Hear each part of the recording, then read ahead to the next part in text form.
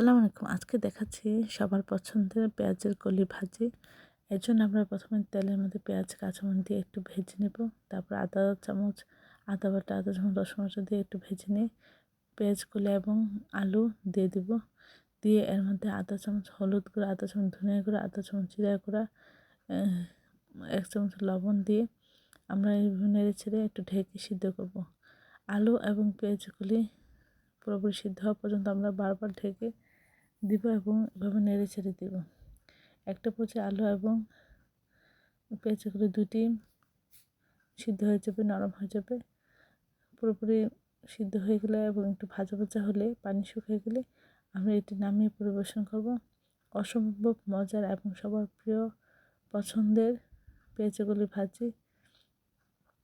এটা ছোটো বড় সবাই পছন্দ করে, শীতকালের সবার খুব পছন্দের।